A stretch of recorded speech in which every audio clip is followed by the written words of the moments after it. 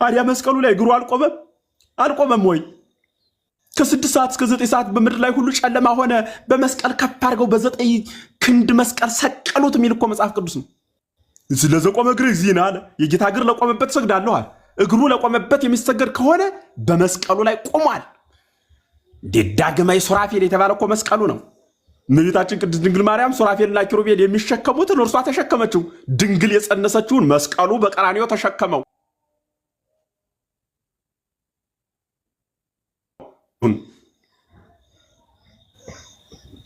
ና አይዞህ ና ተመለስ። አይዞህ እውነት ነውና ወደ እውነት ዝም በላ። ሌላ ቦታ ከምትሄድ ና ተመለስ። አይዞህ ተመለስ፣ ግድ የለም ተመለስ። ሰግድ ለእግዝእትነ ማርያም ድንግል ወላዲተ አምላክ ሰግድ ለመስቀለ እግዚእነ ኢየሱስ ክርስቶስ ለተሰቀለበት ቅዱስ መስቀል ሰግዳል። ሰግድ ለአብ ወወልድ ወመንፈስ ቅዱስ ተስግደተ ተሰግድ ለአብ ወወልድ ወመንፈስ ቅዱስ ተስግደተ ተሰግድ ለአብ ወወልድ ወመንፈስ ቅዱስ ተስግደተ እንዛሩ ሰለስቱ ወንዘ ሰለስቱ አርድእት ሰለስቱ በአካላቱ የተዋሃዱ በመለኮት ሰግድ ለመስቀለ እግዚእነ ሰግድ ለእግዝእትነ ማርያም ድንግል ወላዲተ አምላክ ሰግድ ለመስቀለ እግዚእነ ኢየሱስ ክርስቶስ ዘተቀደሰ በደሙ ክቡር እኮ ነው የሚለው። ቀጥሎ ክቡር በሆነ ደሙ በተቀደሰው ወይም ለተቀደሰው መስቀሉ እንሰግዳለን። በደሙ ክቡር አለ። ክቡር በሆነ ደሙ በተቀደሰው በዚያ መስቀል እንሰግዳለን። በደሙ ክቡር የሆነ ደሙ የፈሰሰበት ስለሆነ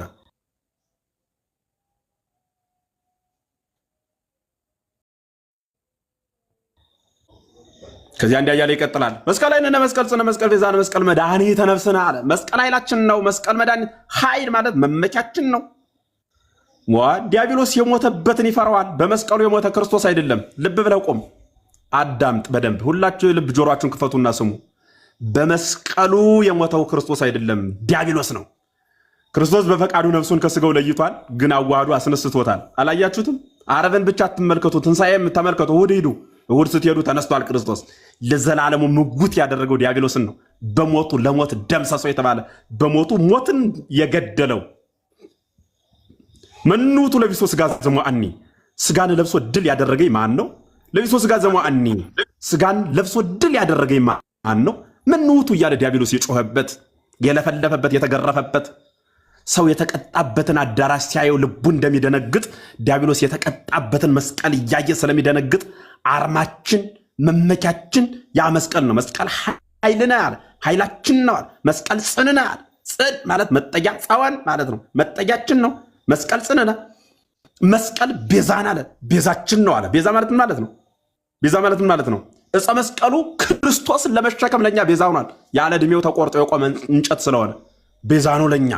በምኑ ነገረ ክርስቶስን ደመ ክርስቶስን በመቀበል ተቆርጦ የቆመ መስቀል ያ መስቀል ሌላ ምስጢር አለው። ሌላ ቀን ፈትትላችኋለሁ። መስቀል ቤዛነ መስቀል ጽነነ መስቀል ቤዛነ መስቀል መድኃኒተ ነፍስነ አለ። መስቀል ለስጋችን መድኃኒት ነው። ተባርከን ተዳሰን እንድንበታለን። የነፍሳችንም ደግሞ መድኃኒት ነው አለ። ቤዛ ነው፣ አርማ ነው፣ ሰማያዊ ሀገር የሚሰጥ ነው። አይሁድ ክዱ አለ። አይሁድ ግን እንዲህ ስለሆነ ይክዱታል። እነማን ይክዱታል አለ? አይሁድ ይክዱታል። አይሁድ ይክዱታል አለ። መስቀሉን አያውቁትም። እስመ ነገረ መስቀሉ ውስጥ እበድ ውእቱ በሃበ ህጉላን ወበሃብ የነሰለ እለ ድህነ ኃይለ እግዚአብሔር ውእቱ። መስቀል ለሚጠፉት ሞኝነት፣ ለኛ የመስቀሉ ነገር ለሚጠፉት ሞኝነት፣ ለኛ ለምንድን ግን ኃይላችን ነው። አይሁድ ክዱ። አይሁድ ግን አላወቁትም። በመስቀሉ የተሰቀለውን ሩቅ ቢስ ይመስሏቸዋል። አይሁድ ይክዱታል። ንሕነሳ አመነ እኛ ግን እናምንበታለን። አይሁድ ክዱ ንሕነሳ አመነ ወእለ አመነ በኃይለ መስቀሉ ድህነ በመስቀሉ በተደረገው ኃይል ድነናልና ብርሃን በሚመጣበት ጊዜ ይጎይ ጽልመተ ጨለማ ራሱ ይርቃል አለ። ጨለማ ይርቃል። ፀሐይ ሲወጣ ጨለማ ኑሮ አያውቅም፣ ይጠፋል። ወንጌል ሲገለጽ በመሮት ማምለጥ አይቻልም። ቆሞ መማር ነው። እየነካኩ መሄድ አይቻልም። መሞገት ነው። በሊህ ልስታን መሆን ነው። መቆም ነው። ካላወቁ ዝም መባል ነው። በቃ አለቀ እንጂ በጀግኖች ሀገር ጉባኤ ቤት በኖርንበት መንደር በዚያ በጎንደር በዚህ በምን እያሉ ዲያቆን ነበርሁ እንዲነበርሁ ያዋጣ መሆን ነው። ነበርሁማ እኮ ዲያብሎስን መላክ ነበረ። አሁን ግን ጸሊም ነው። አዎ እግዚአብሔር ይስጥልን፣ ቃሎትን ያሰማልን። መምህር ኤፍሬም የኔታ እግዚአብሔር ይስጥልን፣ በጣም እናመሰግናለን። ብዙ ጊዜ እኛን ይቃወማሉ፣ ግን በእነሱ ቤት ደግሞ ሲደረግ ጽድቅ ነው። በእነሱ ቤት ሲደረግ ትክክል ነው። እሺ ይሄ እንግዲህ ያው እንደምታዩት አይ ቲንክ የብረት መስቀል ነው በኔ ጋር በደንብ እንደሚታየኝ እና እጃቸውን ዘርግተው ወደ መስቀሉ ፊታቸውን አድርገው ነው የሚጸልዩት። ኦኬ ሌላ መልእክት ሲያስተላልፉ ወደ ህዝቡ ፊታቸውን ያዞራሉ። ጸሎት ሲያደርጉ ግን መስቀሉን ፊት ለፊት አድርገው እጃቸውን ዘርግተው ይጸልያሉ ማለት ነው። መስቀሉን ፊት ለፊት አድርገው ኦኬ መስቀሉ እንደምታዩት ያው ልክ ጨርቅ ነገር ታስራለች። ያው እኛ ጨርቅ ብለን ባንጠራውም እነሱ ግን ጨርቅ ነገር አስረዋል። ይሄ እንግዲህ ኢትዮጵያ ያለው ነው። በኋላ ላይ ደግሞ አሳያችኋለሁ። በውጭ ደግሞ በአሜሪካ ያሉት ደግሞ ጭራሽ እጃቸው መስቀሉ ላይ እያደረጉ ሲጸልዩ መስቀሉን እየተሻሹ እንትን እያሉ አበባ እያስቀመጡ እየተሻሹ እጃቸው እንደዚህ አድርገው ጸሎት አድርገው ፊታቸውን ሲዳብሱ የእንጨት መስቀሉን እየነኩ ማለት ነው። እኛ ስናደርገው ይሰድቡናል ወገኖቻችን። እነሱ ሲያደርጉት ችግር የለባቸውም። እና አንዳንዴ ኦርቶዶክሳዊ ጥላቻ ስላለባችሁ ነው ምንለው። ለዛ ነው ሉተሪያን በተለይ ጴንጤቆስታሎችን ታዋቸው። ሉተሪያን ግን ብዙ ነገር አለ። ላሳይ ፈልጌ የነበረው ነገር ወንድማችን ጠይቄ የነበረው ምን ነበረ? ስለ ነፃ ፈቃድ ነበረ። ነፃ ፈቃድ ሉተሪያን ነፃ ፈቃድ ላይ ያላቸው አመላከት እስቲዩት ምን እንደሚል የእግዚአብሔር ቅድመ ውሳኔ ወይም ምርጫ ይላል። ይሄ ገጽ 43 ላይ ያለ ነው። መጽሐፈ ስምምነት ላይ የእምነት መግለጫቸው የተቀመጠበት ነው። ይሄው ገጽ 43 እሺ፣ ገጽ 43 ላይ ነው ያለው። ይሄ መጽሐፍ ምን መጽሐፍ መሰላችሁ? ይሄው መጽሐፉ ጸጋ ብቻ በእምነት ብቻ በጸጋ ብቻ ይልና መጽሐፈ ስምምነት ላይ ከዛም ይላል የወንጌላውያን ሉተራውያን የእምነት መግለጫ ነው ይሄ። ኦኬ እሺ፣ እዛ ላይ መጠየቅ ያለበት ጥያቄ አለ። ምን እስቲ እናንበው። የእግዚአብሔር ቅድመ ውሳኔ ወይም ምርጫ ይላል። የእግዚአብሔር ቅድመ ውሳኔ ወይም ምርጫ መሰረተ እምነት የስምምነቱ መሰረታዊ መመሪያ መፍትሄ ሊሰጥ የተገባ የመጨረሻው ክርክር ነበር ይላል። በእርግጥ ይህ ውዝግብ በዳግም ተሐድሶ አብያተ ክርስቲያናት እንደነበረው በሉተሪያን እንቅስቃሴ ውስጥ አልነበረም። የሆነ ሆኖ በብዙዎች አእምሮ ነገሮች በጣም ግልጽ አልነበሩም። በአንድ በኩል እግዚአብሔር ዓለምን ከመፍጠሩ በፊት እንኳ አንዳንድ ሰዎችን ለዘላለም ለማዳንና ሌሎችን ለዘላለም ለማግለል ወስኗል በማለት የሚያስተምረው የካልቪን ሁለትዮሽ ቅድመ ውሳኔ መሰረተ እምነት ነበር። ኃጢአተኞች ሁሉ በኢየሱስ ክርስቶስ በኩል የዘላለም ሕይወት እንዲኖራቸው የእርሱ ፍቃድ አይደለም። ይህ መጥፎ መግለጫ ነው ይላል። የካልቪኖችን ይቃወማል ሉተር። ነገር ግን የካልቪንና የካልቪናዊት እንቅስቃሴ ይፋዊ መሰረተ እምነት ነው ይልና ይህ መሰረተ እምነት በሉተሪያን ቤተክርስቲያን ምንም ደጋፊ አላገኘም። የትኛው? እግዚአብሔር በሲኦል የሚገላቸውንና ወደ ገነት የሚወርዳቸውን መርጧል። የእነሱ የሉተሪያን ታዲያ እምነት ምንድን ነው የሚለውን ያስቀምጣል። እንግዲህ በተቃራኒው ይላል በሉተሪያን ቤተክርስቲያን እግዚአብሔር በእርግጥ ሰው ሁሉ እንዲድን ይፈልጋል። አስተውለዋል እምነታቸውን። እግዚአብሔር በእርግጥ ሰው ሁሉ እንዲድን ይፈልጋል። ነገር ግን ይላል ነገር ግን ይህ በቂ አይደለም ብለው ያስተማሩ ሲነርጂስቶች ወይም ሰው በእግዚአብሔር እርዳታ በመልካምና በክፉ መካከል ምርጫ ማድረግና ለድነቱ ከእግዚአብሔር ጸጋ ጋር መተባበር ይችላል የሚል መሰረተ እምነት አራማጆች ነበሩ ይላል። ደግሞ አለው ሲነርጂስት ይባላሉ እነዚህ፣ ወይም ሲነርጀቲክ ይባላሉ። ምንድን ነው የሚያምኑት? አንድ ሰው ለመዳን የእግዚአብሔር ጸጋ ሲመጣው ደርሱ እሺ ብሎ መቀበል አለመቀበል ነፃ ፈቃድ አለው ብሎ ያምናሉ። ሲነርጂስቶች የሚባሉት። ሉተሪያን ግን እነዚህን ይቃወማሉ። ምክንያቱም ብለው ነው የሚያምኑት ሉተሪያን ሰው በእግዚአብሔር እርዳታ በመልካምና በክፉ መካከል ምርጫ ማድረግና ለድነቱ ከእግዚአብሔር ጸጋ ጋር መተባበር ይችላል። አስተውሉ፣ ነፃ ፈቃድ አለው ወይም ይችላል መተባበር አለበት የሚል መሰረት እምነት አራማጆች አሉ። ደህንነት ለማስገኘት የሰው ፈቃድ ከእግዚአብሔር ፈቃድ ጋር መተባበር አለበት። ሰዎች ደግሞ የሚጫወቱት የራሳቸው ሚና አላቸው። ሁላቸው በተመሳሳይ መንገድ መልካም ምግባር አይፈጽሙም። እንዲሁም በእነርሱ ሁኔታ ያለው ይህ ልዩነት ለምን አንዳንዶቹን እንደሚድኑና ሌሎቹ እንደማይድኑ ያብራራ ይላል። ይሄን ማን ይቃወማል? መካነ ኢየሱስ። ጥያቄ የትኛው ይቀድማል ነው ይላል። ምርጫ ወይስ እምነት? በሌላ አባባል እግዚአብሔር ዓለም ሳይመሰረት ከዘመናት በፊት ጀምሮ ስለመረጠኝ እግዚአብሔር ወደ እምነት ሊያመጣኝ ከዚያም ሊያድነኝ ስለወሰነ ነው የማምነው። ጥያቄ ምልክት። ይህ ከሆነ መለወጥና እምነት በቀጥታ የእግዚአብሔር ምርጫ ውጤቶች ናቸው ወይስ ነገሩ የተገላቢጦች ነው? ከመምረጤ አስቀድሞ በመጀመሪያ የሚመጣው እምነቴ ነው? በሌላ አባባል እግዚአብሔር ለዘላለም ወንጌሉን እንደምቀበልና እንደማምን አውቆ ገና ሳይፈጥረኝ በፊት ሊያድነኝ መርጧል ማለት ነው ይላል። እንዲህ ከሆነ መመረጤ እግዚአብሔር ከዘላለም አስቀድሞ ያየው እምነት ውጤቴ ይሆን ነበር። ያ መመረጤንና ደህንነቴን ከሞላ ጎደል በእኔ እጅ ያስቀምጠው ነበር።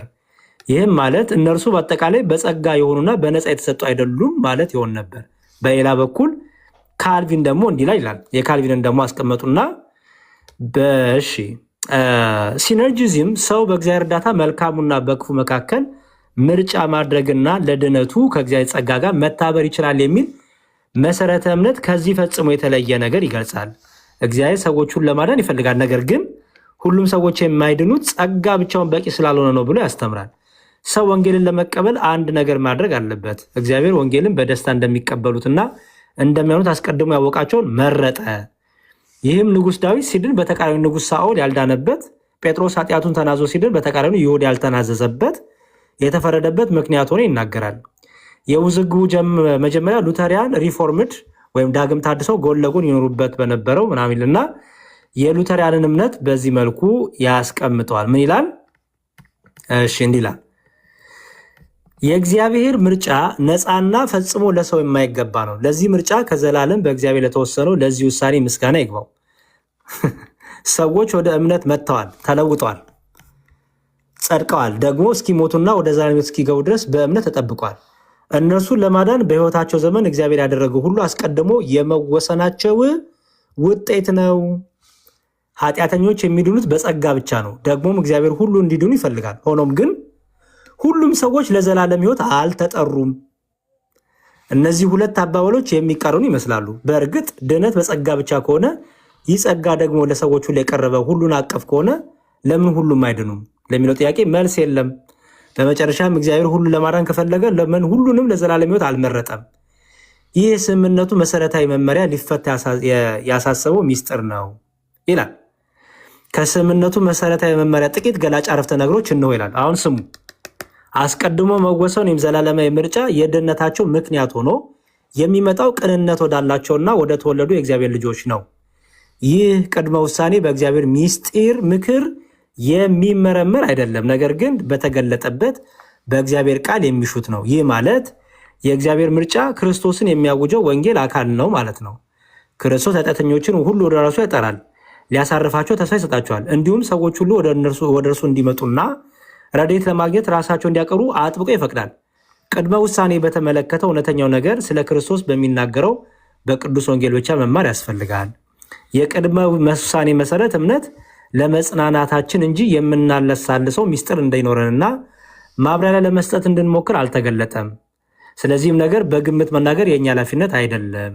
ነገር ግን አሁን በኢየሱስ ክርስቶስ የምናምን ከሆነ እግዚአብሔር በእርሱ በኩል ለዘላለም እያለ ይሄዳል።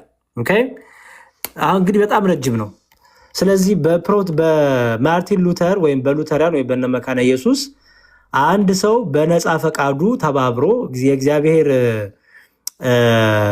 ምንድነው የእግዚአብሔር ጸጋ ወደ እርሱ ሲመጣ በነፃ ፈቃዱ እሺም እምቢ ማለት አይችልም።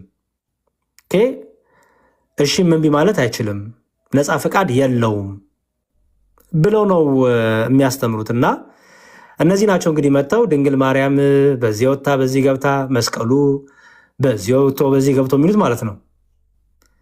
እና ለይሄን ነበር ልጠይቀው የነበረው ከእምነት መሰረቱ ብዙ ብዙ ነገሮች ያሉት። ወደ ላይም ከፍ ስትሉ ገጽ ችላ ሳይና ላቁ ይወት እዚህ ጋር ሚላ ነፃ ፈቃድ ይላል። ቀደም ሲል እንዳየነው ስሙ ሲነርጂዝም ሰው ለእግዚአብሔር እርዳታ በመልካምና በክፉ መካከል ምርጫ ማድረግን ለድነቱ ከእግዚአብሔር ጸጋ መታበር ይችላል የሚባል የሐሰት መሰረት እምነት አለ ይላል። አያችሁት? በምኑ ይላል? በነፃ ፈቃዱ መታበር ይችላል የሚል ምን የሐሰት እምነት ይላል። ነፃ ፈቃድ የለውም ሰው ማለት ነው። ስለዚህ ሉተሪያን መካኒስቶች ሰው ከእግዚአብሔር ጸጋ ጋር በነፃ ፈቃዱ ይተባበራል የሚለው ትምህርት የሐሰት ትምህርት ነው። ነፃ ፈቃድ የሚለው ትምህርት የሐሰት ትምህርት ነው ብለው ያምናሉ ማለት ነው። ነፃ ፈቃድ የለውም ብለው ነው የሚያምኑት። ይህን ጠይቀው ነበረ። እንግዲህ ወጣ። እዚህ ላይ መምህራን ሀሳብ ስጡና የእኛን የቤተክርስቲያን እምነት በነፃ ፈቃድ ጉዳይ በፊት እሳቱን ናውን አስቀምጫለሁ ወደ ፈለገው እጅህን ስደድ የሚለው ቃለ እግዚአብሔር እንዴት ነው የሚነገረው? እስከ መጨረሻው የጸና ይድናል ሲል ምን ማለት ነው? ማንም የቆመ ቢኖር እንዲያወድቅ ይጠንቀቅ ሲል ምን ማለት ነው? ለሚያምኑት ለተቀበሉት ሲል ምን ማለት ነው? እነዚህ ነገሮች እያነሳችሁ እንትን በሉ። ካልቪን ከሚባለው ጋር የሚለያየው ምንድነው? ካልቪኖች ደብል ፕሪዴስቲኔሽን ያምናሉ። ደብል ፕሪዴስቲኔሽን ማለት እግዚአብሔር አስቀድሞ በሲኦል የሚወረውረውንም በገነት የሚከተውንም አስቀድሞ ወስኗል፣ መርጧል። እኔ ወደ ሲኦል የምገባው ተመርጬ ነው፣ ወደ ገነት የምገባው ተመርጬ ነው ብሎ ነው የሚያምኑት። ይህን ይቃወማሉ መካነ ኢየሱሶች። ኦኬ ይቃወማሉ። ግን ደግሞ እነሱ ደግሞ ምን ይላሉ? አይ የሰው ልጅ ከእግዚአብሔር ጸጋ ጋር መታበር አይችልም፣ በራሱ ነፃ ፈቃድ የለውም፣ እምቢም እሺም ማለት አይችልም ኦኬ የሚል ሀሳቦች አሏቸው። እዚህ ላይ ሀሳብ ስጡበት መምህራና ካሉ ሉተሪያንም ኦር ጴንጤኮስታሎቹ ከገቡ እንቀጥላለን። እግዚአብሔር ይስጥልኝ።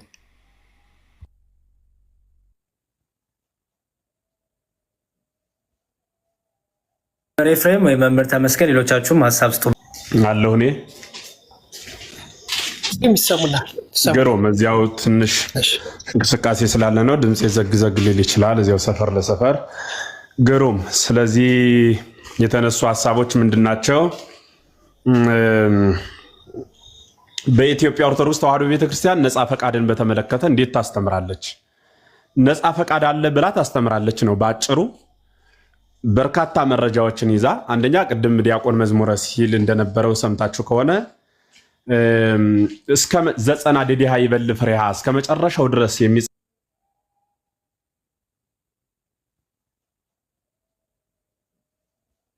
ወይም ደጇን የሚጸና ፍሬዋን ይበላል እንዲል መጽሐፍ ጌታም በማቴዎስ ወንጌል ምዕራፍ 24 ላይ ሲናገር ሐዋርያት የመምጣት ምልክቱ እንዴት ነው ብለው ሲጠይቁት ብዙ ነገሮችን ካብራራበት ንግግሩ አንዱ መከራ ይመጣል፣ ስደት እንግልት ይመጣል፣ ከሰዎችና በሰዎች መካከል የሰላም እጥረት ይከሰታል፣ አንዱ በሌላኛው ላይ ይነሳል ብሎ በርካታ ማስረጃዎችን ከነገረን በኋላ በመጨረሻ አንድ አብይ ቃል አስቀምጧል። ያ ቃል ምን የሚል ነበረ?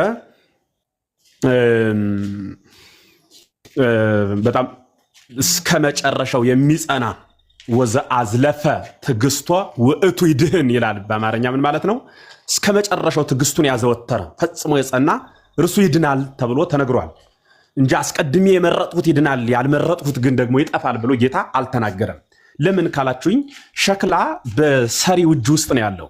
ለምሳሌ ሸክላ ማለት ምን ማለት ነው? አሁን እኔ ሸክላ ጆሮውን ማሳመር ማስፋት ይህ ተፈጥሮ ነው። ያ የምሰራው ሸክላ ነባቢ ነው፣ ነፃ ፈቃድ የለውም። ስፈልግ እሰብረዋለሁ፣ ስፈልግ አሳምረዋለሁ፣ አልያም እተወዋለሁ። ሰው ግን ነፃ ፈቃድ የተሰጠው ፍጥረት ብቻ ሳይሆን ነባቢ ነው። በሰዎች ላይ ሁሉ ነባቢ ተናጋሪ ሆኖ የተፈጠረ ፍጥረት ነው። እንዲሁም ምን ማለት ነው? በፍጥረታት ላይ ሁሉ ዳግማይ ንጉሥ ሆኖ የተፈጠረ ነው። ረሰይኩ ከእግዚአ ለፈርዖን ተብሎ የተነገረለት እንኳን ይቅርና ሰው ለሰው ይቅርና ማለት ለሌሎች ፍጥረታት ይቅርና ለሰው ንጉሥ ሆኖ የተፈጠረ ፍጥረት ነው። ስለዚህ ምን ማለት ነው? ሰው ነፃ ፈቃድ የተሰጠው ህሊናው የሚያስብ አቅረብኩ ለከሳተው ማይደይዲካ በዘፈቀድከ አንተ ተብሎ ነው የተነገረው። እሳትና ውሃ ቀርቦልሃል ማለት ገሃነምና መንግስተ ሰማያት ቀርባልሃለች ማለት ነው። መንግስተ ሰማያት በውሃ ትገኛለችና የውሃ ምሳሌ ያደረጋት፣ ገሃነም ደግሞ ሀገረ እሳት ነውና የእሳት ምልክት አድርጎ ጌታ ተናገረበት። ስለዚህ እሳትና ውሃ ቀርቤልሃለሁ የወደድከውን የመረጥከውን ያዝ ብሎ እግዚአብሔር የሚመርጥ ፍጥረት አድርጎ ነው ሰውን የመረጠው። አንደኛ ልብ ብላችሁ አዳምጡ። እግዚአብሔር ለዓለም ሁሉ የመጣ ነው ብሎ መናገር ምንም የሚያውክ ነገር የለም፣ ጥያቄ የሚያስነሳ ነገር የለውም። እግዚአብሔርን ለሆነ አካባቢ የመጣ ነው ማለት ግን ምን ማለት እንደሆነ ታውቃላችሁ? የመጀመሪያው ምጽአተ ክርስቶስን ከንቱ ማድረግ ነው። በሁለተኛ ደረጃ አንድ ሰው ያልጸደቀው እሱ መጽደቅ ስላልፈለገ ሳይሆን እግዚአብሔር ስላላጸደቀው ነው እያልኳችሁ ያለሁት። የሆነ ሰው ቢሰርቅ እየሰረቀ ያለው እሱ መስረቅ ስለፈለገ ሳይሆን እግዚአብሔር እንዲሰርቅ አድርጎ ስለፈጠረው ነው። የሆነ ሰው ገሎ ለምን ትገላለህ ቢሉት የገደልሁት ብለው ቢጠይቁት መልሱ ምን እንደሆነ ታውቃላችሁ? የገደልሁት እግዚአብሔር እንዳልገል አድርጎ አልፈጠረኝም፣ እንድገል አድርጎ ነው የፈጠረኝ ብሎ ኃጢአቱን ሰብለ እከዩ ሃይማኖት ያለብሳ እንዲሉ አበው ለክፋቱ ለኃጢአቱ መጽሐፍን እየጠቀሰ ለክፋቱ ለኃጢአቱ እግዚአብሔርን እየጠቀሰ እግዚአብሔር ባይመርጠኝ ነው እኔ ምን ላድርግ እያለ እንዲኖር ሊያደርግ የሚችል ሐሳብ ነው። ያ ክህደት ስለሆነ ማለት ነው። ሌላኛው በመጽሐፍ ቅድም እንደተነገረ ጌታ ወደ ወገኖቹ መጣ ተብሎ ነው የተነገረው አይደል? እንዴት ውስተ እልያሁ መጻ ወደ ወገኖቹ መጣ ወእልያው ሰይተወክፍጎ እነርሱ ግን አልተቀበሉትም አለ። ጌታ ወደ ወገኖቹ መጣ ማለት በስጋ ተገልጾ ሰው ወደ ሆነው የሰው ልጅ ሁሉ መጣ ማለት ነው። አንድም ወደ ቤተ እስራኤል መጣ፣ እነርሱ ግን አልተቀበሉትም አለ። አምላክነቱን አምነው አልተቀበሉትም፣ ካዱት ማለት ነው። ስለዚህ ቢቀበሉት ኑሮ ቢያምኑበት ኑሮ ቢቀበሉት ኑሮ ሕይወት ያገኙ ነበር ማለት ነው። አልተቀበሉትም። የተቀበሉትን ግን እነርሱን ወእለሰ ተወክፍጎ ለተቀበሉት ግን ወሃቦሙ ስልጣነ ወሉደ እግዚአብሔር ይኩኑ የእግዚአብሔር ልጅ የመሆንን ስልጣን ሰጣቸው አለ። የእግዚአብሔር ልጅ የመሆንን ስልጣን ሰጣቸው ለነማን? ለተቀበሉት። ስለዚህ ክርስቶስ ለሚቀበሉት ሕይወትን የሚሰጥ ላልተቀበሉት ደግሞ ሞትን የሚሰጥ ነው ማለት ነው። የመጨረሻውና ማሳረጊያ ቃል የምናገረው ሌሎቹም መምህራን ሐሳብ እንዲሰጡ የመጨረሻው ቃል ምነግራቸው አንድ የሚገርም ነገር ልንገራችሁ። ጌታ ሐዋርያትን 3 ዓመት ከ3 ወር ወንጌልን አስተምረዋል አይደል? ወንጌልን ስንት ዓመት ነው ያልኳችሁ? ጻፉልኝ እስኪ የሚሰማችሁ። ስንት ዓመት አስተምረዋል ነው ያልኳችሁ? ወንጌልን ስንት ዓመት አስተምረዋል ነው ያልኳችሁ?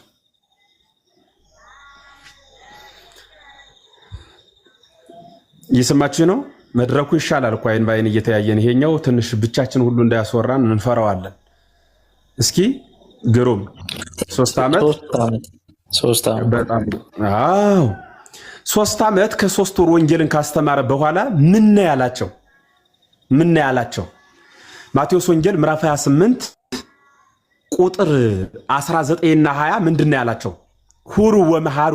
ልብ ብላችሁ ስሙኝ። ጽሑፉን ተውት፣ በቃ እንደሰማችሁኝ አረጋግጫለሁ። ስሙ ይቀጥ የምናገረውን ሁሩ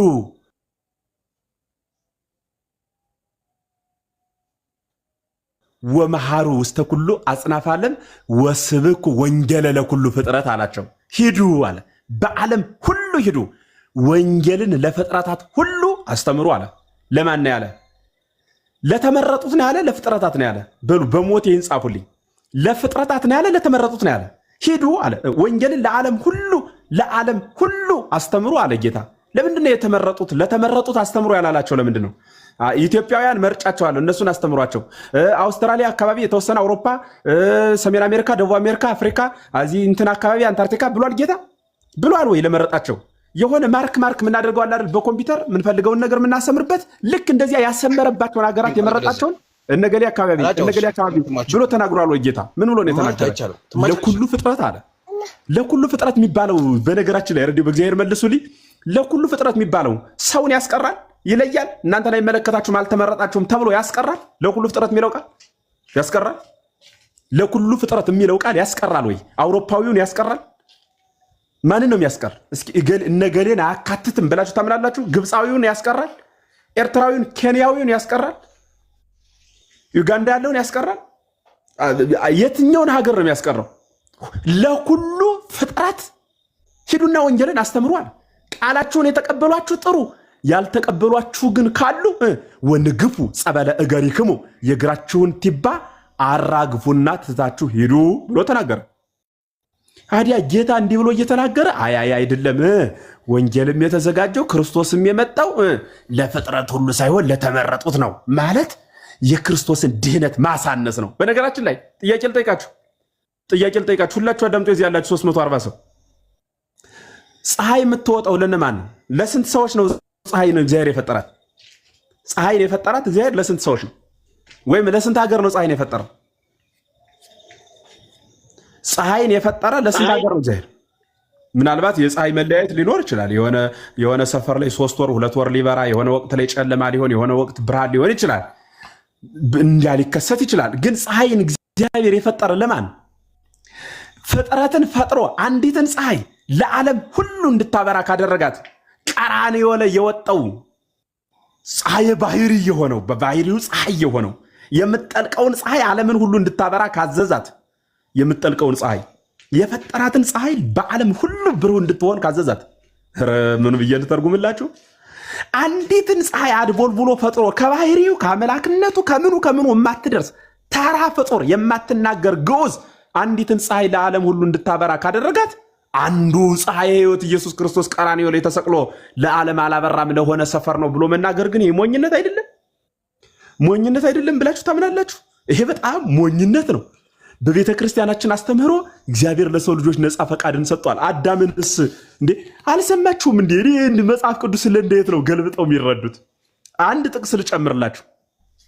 ኦሪት ዘፍጥረት ምዕራፍ 2 ቁጥር 17 ላይ ልውሰዳችሁ። ኦሪት ዘፍጥረት ወይም ዘልደት ምዕራፍ 2 ቁጥር 17 ላይ ልውሰዳችሁ።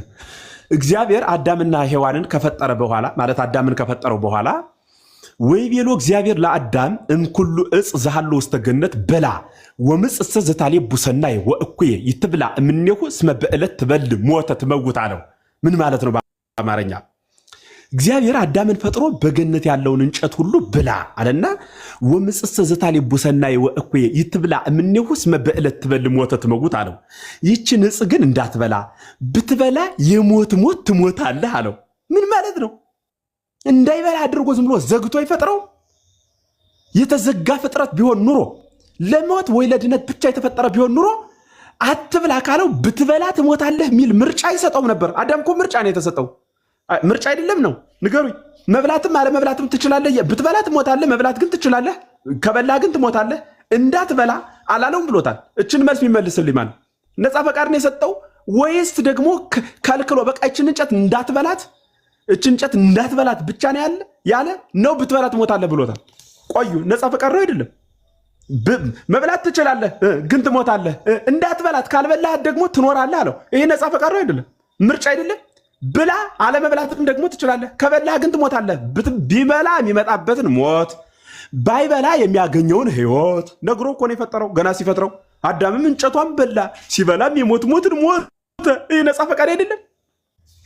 አያችሁ፣ አዳም ነፃ ፈቃድ ያለው ፍጥረት አይደለም አለ ማለት ዕፀ በለስን በመብላቱ መጠየቅ አልነበረበትም።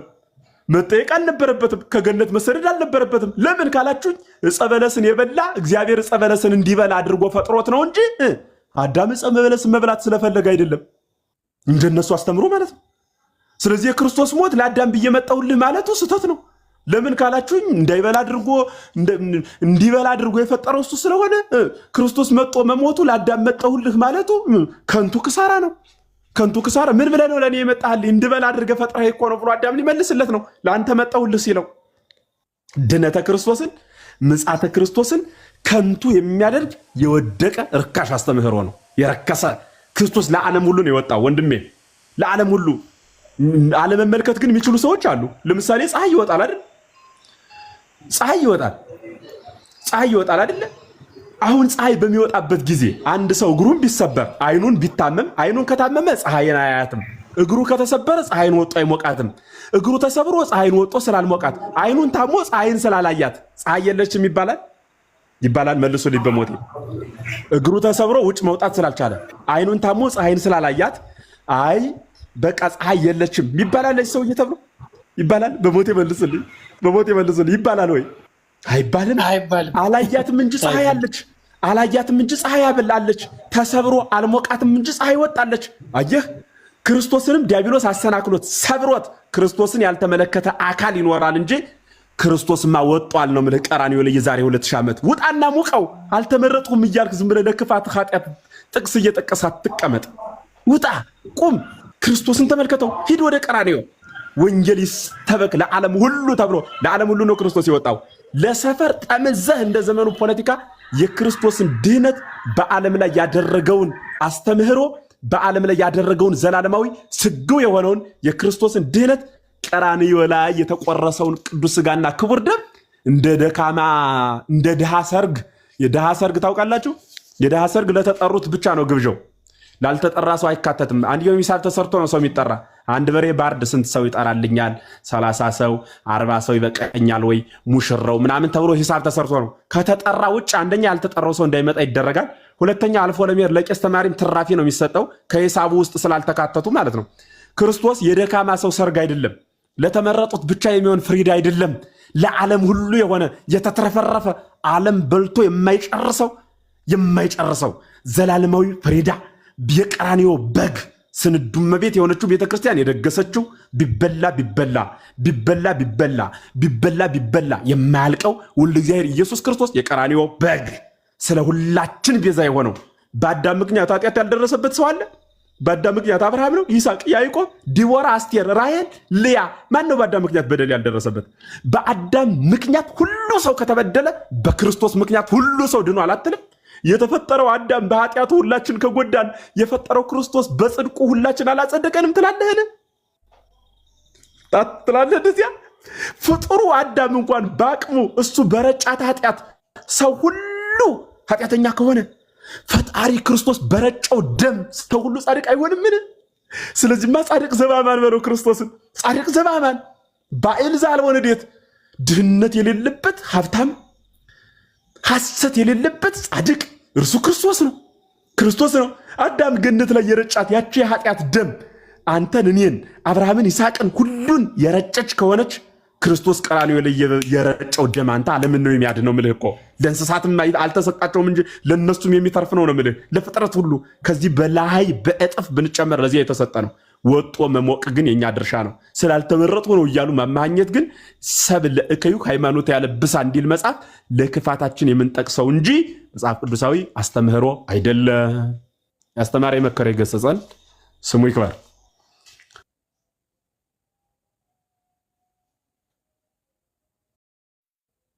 ያሰማልን ቃልዮት ያሰማልን። እግዚአብሔር ይስጥልን። በእውነት አጥንታችን የሚያለመልም ትምህርትን የተሰጠን አባታችን የእድሜ ዘመናቸውን ይባርክልን። በቤታችን ሁሌ ማየጥፉብን። በጣም እናከብረታለን፣ እንወደታለን። መምሬ መስፍን ቀጥል።